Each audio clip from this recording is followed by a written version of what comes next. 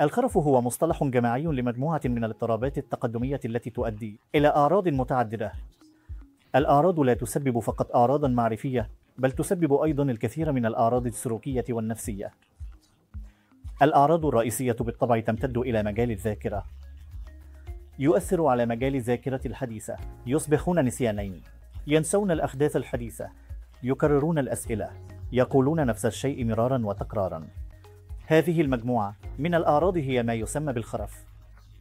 لذلك بطرق أخرى هو متلازمة معرفية وسلوكية.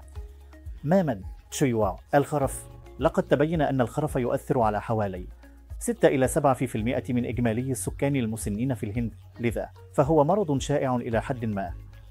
أكثر أسباب الخرف شيوعا في جميع أنحاء العالم وكذلك في الهند.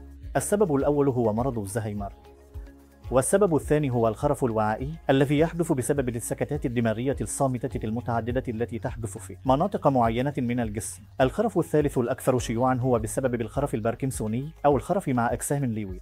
لذلك هذه هي أسباب الخرف. لذلك من المهم جدا أن يتم تحديد هذه العوامل في المراحل المبكرة ومعالجتها بشكل مناسب.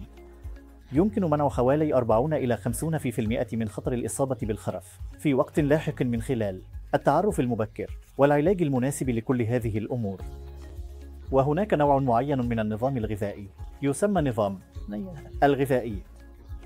يتضمن هذا النظام الكثير من التوت، الخضروات، المكسرات، بعض المكسرات مثل الجوز التي تعتبر مهمة جدا، وتجنب الكثير من اللحوم الحمراء، والأطعمة المعالجة بشكل كبير، والأطعمة الغنية بالدهون.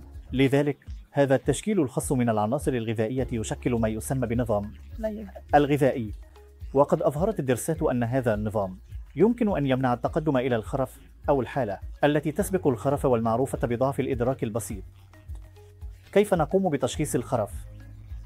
يتم دائما تشخيص الخرف من خلال إجراء اختبار إدراكي أو اختبار ذاكرة للفرد المصاب. يتم جمع تاريخ بداية وتطور الأعراض من شخص مطلع، والذي يكون عادة أحد أفراد العائلة.